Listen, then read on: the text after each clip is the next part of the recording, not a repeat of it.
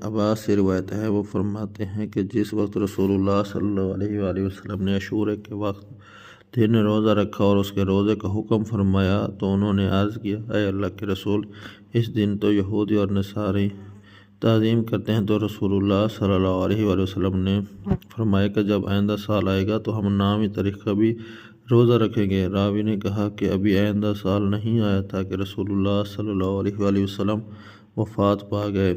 ایک اور روایت میں کہ حضرت ابن عباس کے پاس گیا، اس حال میں کہ وہ زمزم کے قریب اپنی چادر سے ٹیک لگائے بیٹھے تھے، تو میں نے ان سے عرض کیا کہ مجھے عاشورہ کے روزے کے بارے میں خبر دیجیے۔